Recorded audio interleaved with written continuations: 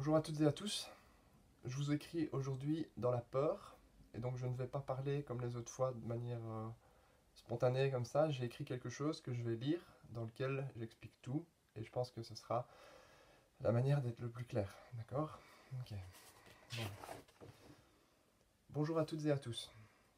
Je vais bien, mais je ne sais pas pour combien de temps encore. Comprenez, nous venons d'éviter un coup d'État fasciste européen hier, mais rien n'est encore gagné pour eux. Je vous partage ici, sans filtre, mon analyse de la situation. Accrochez-vous. Les niveaux auxquels se jouent les événements sont d'une infinie subtilité. Il s'agit d'une partie d'échecs, tout simplement. Nous sommes pris dans une gigantesque manœuvre d'ingénierie sociale menée de main de maître par des forces obscures allant bien au-delà de la NVA et de l'Europe, jusqu'aux États-Unis et peut-être la Chine et la Russie. Il s'agit de manipulation de masse d'une ampleur peut-être jamais vue, où des camps d'apparence adversaire défendent tous le même but. C'est une domination en fait. Alors, gilets jaunes, policiers, gouvernement sont à la manœuvre pour une seule et même stratégie. Créer chaos et confusion. Pourquoi? L'instauration d'un pouvoir fasciste, bourgeois, capitaliste, autoritaire, à travers toute l'Europe et au-delà, en créant l'illusion d'une révolution française type 1789 pour faire croire que c'est le peuple qui va renverser le pouvoir.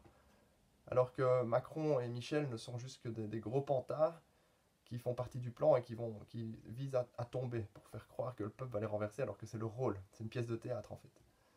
Hier, nous avons réussi à empêcher leur coup d'État de minute en minute, en nous plongeant en plein cœur de la manifestation des Gilets jaunes de Bruxelles. En voici le récit. Alors, nombreuses arrestations préventives à la gare centrale. Ils nous ont annoncé que ceux qui allaient jusque centrale ne pourraient pas descendre. Donc nous, on est descendu à Nord, où ils nous ont demandé de descendre. Donc on a réussi à ne pas se faire arrêter, on était contrôlés, mais il n'y a pas d'arrêt. Alors, on était à peu près 150 personnes qui avons lancé le front social véritable, vraiment l'authentique front social. Et on est parvenu à 150 à rejoindre le point de ralliement qui était au square Lumumba, malgré tous les barrages. Alors, ces personnes qui ont constitué ce front sont des activistes expérimentés pour la plupart et qui sont tous anticapitalistes, antiracistes, antisexistes, antifascistes, libertaires et vraiment humanistes. Elles sont habitées par une analyse radicale et un esprit critique pointu du système dans lequel nous évoluons. Très vite, des gilets jaunes et des membres des partis d'extrême droite facilement reconnaissables nous ont rejoints et se sont fondus dans le groupe. Nous n'allions pas les rejeter, ce qui les victimiserait et risquerait de lancer des violences au sein même du mouvement. Et donc, pendant à peu près une heure, fascistes et humanistes ont marché côte à côte sur les boulevards de Bruxelles. Derrière la banderole Front Social. Nous sommes à ce moment-là quelques 300, tout compris. Après une heure de marche, deux autres mouvements de gilets jaunes s'étaient constitués ailleurs dans la ville et nous ont rejoints et nous ont absorbés. Ces mouvements sont composés de fascistes casseurs avérés et d'honnêtes gilets jaunes pris dans cette manipulation.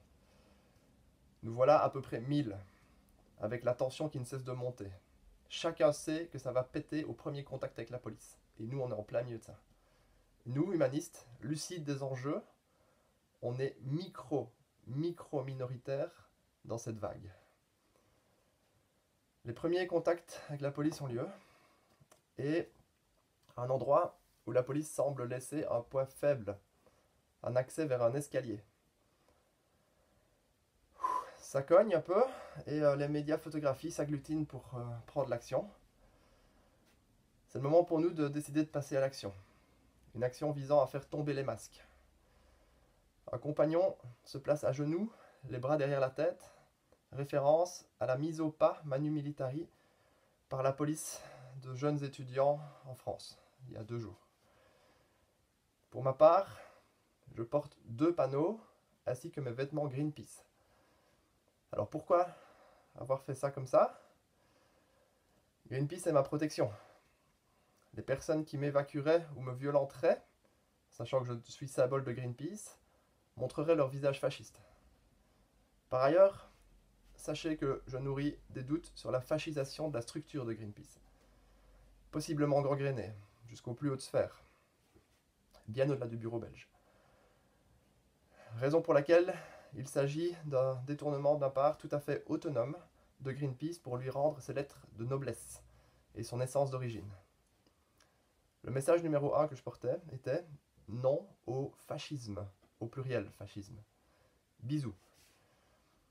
Il s'agit d'un message pacifiste, cherchant à remettre de la clarté dans la confusion, en le portant sereinement en plein milieu d'affrontements entre 2 camps fascistes.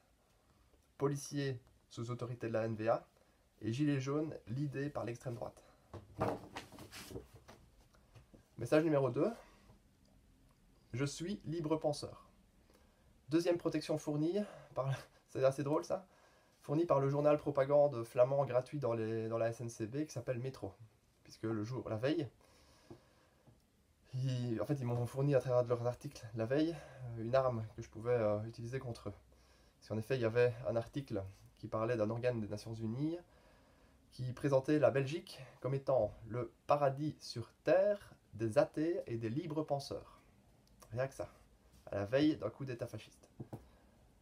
Allons. Alors, du coup, avec ça, j'ai voulu vérifier, et mon deuxième message était ça. Je suis libre penseur, et donc s'il m'arrive quelque chose, ça va remettre à mal cette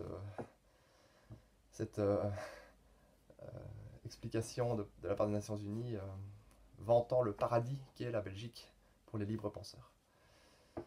Mais ce qui a rendu cette action absolument irrécupérable, c'est évidemment le contenu de ma page Facebook personnelle, que je vous invite à découvrir ici en dessous.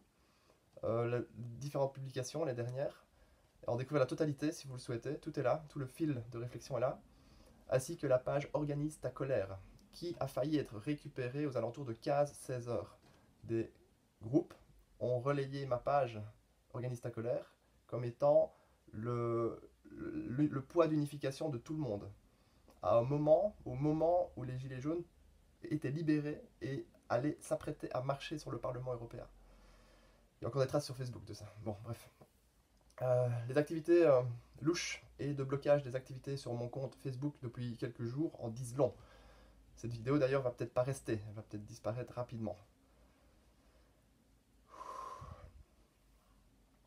Je me suis assis pendant la manif, à plusieurs reprises positionné en plein milieu des violences, en portant ces messages sur moi, en Greenpeace autonomie. En Greenpeace et en autonomie. Le bureau de Greenpeace va d'ailleurs devoir montrer son vrai visage lui aussi, à travers cette action. L'avenir appartiendra à qui sera dans la vérité. Lors de ma deuxième intervention, les tensions se sont calmées et les manifestants ont prétendu vouloir parler à la police, faisant augmenter la colère des plus agressifs. Ce mouvement pacifiste et ce mouvement violent au sein même des Gilets jaunes serviraient-ils les mêmes fascismes? Confusionnisme nécessaire à l'instauration d'un régime fasciste et autoritaire. La suite nous le dira. Lors de ma troisième intervention, en dépassant ma peur, je vais à nouveau me positionner au milieu des violences, jusqu'à en pleurer. Progressivement, les violences sur cette zone s'en sont totalement apaisées. Et les visuels d'appareils médias, appareils photo, caméras étaient en nombre. Et ce qui est très bizarre, c'est que je n'ai rien vu sur les réseaux sociaux, rien vu sur Google de ça. Donc il y a déjà un tri de l'information à mon avis. Mon idée est qu'ils pensaient utiliser ces images-là dans la foulée d'un coup d'État appliqué au niveau européen. Ici, ils se sentent coincés. On a une petite fenêtre d'action encore. Petite, très petite. Nous apprenons à ce moment-là que d'autres rassemblements de gilets jaunes ont lieu et que ça part en couille à Bruxelles. Un mouvement proche de l'endroit où nous sommes tente de nous rejoindre. Ils seront bloqués par un barrage et des chevaux. Je me fonds dans les foules fascistes avec ce message, conscient que je gêne, mais que s'ils m'agressent, ils se tirent une balle dans le pied. La tension est très très haute, mais mon esprit reste serein. Toujours. en humaniste véritable que je suis, j'accepte de parler avec tout qui vient me trouver, bien conscient de qui j'ai affaire. Le niveau de tension et de subtilité est tel, et les enjeux à ce point colossaux, faire tomber le capitalisme et les maîtres du monde pour de bon, que chaque geste est d'une importance énorme. Dans chaque instant, la question que je me pose à mesure où les rangs de police nous regroupent est: quand me faire arrêter? Et comment? Il est possible qu'il y ait beaucoup de photos qui vont circuler, si jamais ils réussissent leur coup, de moi en dialogue avec eux, ou de moi serrant la main d'un des leurs. Si ça arrive, ça voudra dire que moi je ne serai plus de ce monde, qu'ils auront réussi à me faire disparaître. Je continue. Les heures passent, là-bas, il pleut et rien ne se passe. La police attend les ordres. Tout est de plus en plus calme. On peut imaginer d'autres manœuvres en cours ailleurs pour que la prise du Parlement européen soit totale et qu'ils attendent juste le bon timing. L'objectif des fascistes est en effet de prendre le Parlement, de rentrer dans l'Europe par la grande porte, un peu comme Hitler l'a fait à l'époque. C'est chaud, hein? C'est super chaud. J'aperçois un combi de la police d'Anvers qui arrive désormais et les policiers viennent se joindre au rang des policiers qui sont déjà présents. Je vous rappelle que la police d'Anvers, c'est le fief de Bart de Wever de la NVA du Vlaams Belang. Puis, annonce de la police contre toute attente, ils vont libérer tout le monde. Ils deviennent d'un coup gentils. Cette annonce me surprend et en même temps elle me fait super peur. Je comprends plus rien à l'espace de quelques secondes. Les plans en coulisses, ailleurs à Bruxelles et dans les coulisses de la NVA et du Vlaams Belang seraient-elles prêts pour l'assaut final? Est-ce qu'ils sont prêts pour l'assaut final à ce moment-là précis? L'autre croisement d'agenda était, tenez-vous bien, vous l'avez peut-être vu sur le site de la RTBF, l'invitation par le Vlaams Belang de Marine Le Pen, hier, à Bruxelles, et d'un certain Steve Bannon. Alors, Steve Bannon, c'est pas n'importe qui, c'est un Américain qui fait partie de l'administration Trump, fait partie de la très haute finance, et il est à la tête de l'utilisation de Cambridge Analytica, la firme anglaise qui a utilisé les données de gens aux États-Unis sur Facebook et des contacts de personnes qui avaient répondu à un sondage bidon, prendre leurs données pour faire des sondages, pour voir les zones où l'opinion, créer des profils d'opinion pour voir où les gens seraient possiblement prêts à basculer vers du camp démocrate au camp républicain. Républicain, c'est Trump. Et donc ils ont axé leur campagne grâce à ça. Et du coup, ils ont réussi à faire tomber des États grâce à l'intelligence artificielle et grâce à ce process de prise de données qui a finalement fait en sorte que les gens ne pensaient plus par eux-mêmes. Ils ont été manipulés par l'information qu'ils recevaient pendant des vagues et des vagues d'informations pendant plusieurs mois avant les élections. Bref, Steve Bannon, là aussi. Ma peur, à cet instant précis, là-bas, c'était quand il commence à évacuer tout le monde, soit de sortir avec tout le monde et d'être pris dans une foule de gilets jaunes qui marchent vers l'Europe. À ce moment-là, inarrêtable. Ou alors, de sortir et de m'écarter, de m'isoler et de partir, mais dans ce cas-là, de me faire agresser parce que j'étais isolé et ainsi faciliter ma récupération du mouvement que je porte, humaniste, véritable, et de l'instrumentaliser, de le reprendre à leur compte, et moi me faire disparaître, évidemment. Donc, j'ai donc décidé de faire une troisième voie, puisque la police ne voulait pas arrêter, manifestement. Un policier me bouscule légèrement vers la sortie de la Libération, et je perçois ça comme un piège, le fait d'être libéré. Tétanisé par la peur de la réussite du coup d'état fasciste en cours, dont je prends conscience dans l'instant, je m'effondre, absent, les yeux fixés dans le vide, au milieu de la rue et sous la pluie, et je ne bouge plus. Les policiers flamands me traînent en rigolant et m'abandonnent là-bas comme ça, sur le trottoir, sous la pluie. Ils partent. J'entends des voix. D'autres policiers se demandent, viennent, arrivent et se demandent ce qui est arrivé. Ils appellent l'ambulance et je suis transféré à la clinique Saint-Jean. J'y subis tous les examens des corps inanimés, absent à moi-même, mais conscient de tout, et ressentant tout. Ils s'apprêtent à me mettre dans un coma artificiel. La crainte me gagne à nouveau, je ne suis pas en sécurité ici non plus, dans l'hôpital. En effet, le médecin qui s'occupe de moi peut me faire me poser des questions aussi sur ses intentions, et sur les questions qu'il me pose. Bref. Je je crains à ce moment-là, qu'ils vont chercher à me faire disparaître d'un moyen ou l'autre. Ainsi, je reviens progressivement à la conscience et dans le monde pour interagir avec eux. Et ne pas le laisser me mettre en coma artificiel. Alors, on est où là Réveil, je retrouve mon corps sondé de toutes parts et un médecin à l'accent américain qui ne m'inspire aucune confiance. Qui m'explique par ailleurs que le policier a déclaré que je l'insultais violemment et que j'étais très nerveux avant de m'effondrer. Ce qui est un vrai mensonge, évidemment. Je parviendrai à quitter l'hôpital et revenir sur mon territoire le soir même. Les mécaniques et les manipulations à l'œuvre sont à glacer le sang. Mais plus vite on les comprend, mieux on est à même de réagir et de partager l'information. Le temps presse, l'information des événements d'hier est déjà bien cadenassée sur Internet. Ces forces obscures sont en train de modifier la réalité. Nous leur avons porté plusieurs coups stratégiques puissants hier, mais le capitalisme, voyant sa fin arriver, pourrait mordre une dernière fois très violemment. Premièrement, faire cracher l'avion de Charles Michel, dans lequel il ne sera sûrement pas. Deuxièmement, m'éliminer. Troisièmement, provoquer une guerre. Voici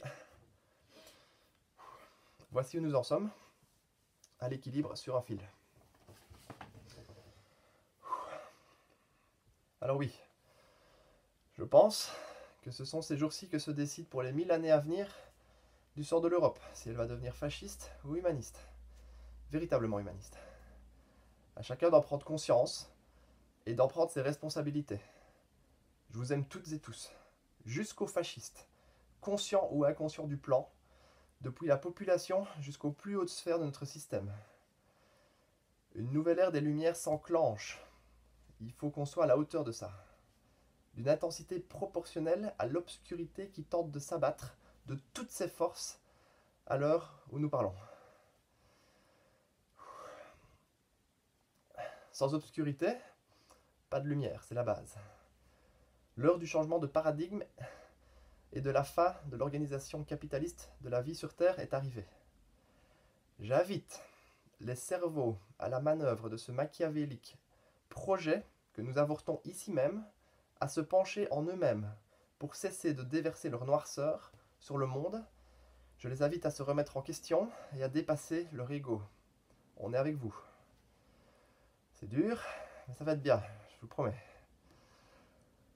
Pour une Europe vraiment humaniste, transformons nos vies ainsi qu'une transformation et une évolution radicale de notre esprit. Nous avons tout à y gagner. Toutes et tous, tout à y gagner. Je vous envoie de l'amour. Beaucoup d'amour. Et enfin, ne soyez pas dupes, personne. Charles Michel essaye juste de gagner encore un peu de temps. Chers parlementaires, ne tombez pas dans le panneau de cet endormisseur, chers médias non plus. Chers vous toutes et tous, nous sommes au milieu d'une pièce de théâtre, prenez-en bien conscience. Une pièce de théâtre où Charles Michel, le MR, l'OpenVLD, le CDNV, la NVA, le Vlaams Belang et Bart de Wever, ainsi que de nombreux médias, sont chacun une tête du même monstre, une hydre monstrueuse. L'idéologie capitaliste, néolibérale, et l'organisation capitaliste de la vie sur Terre qui en découle.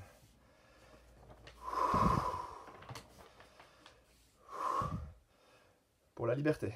Je vous aime. Merci.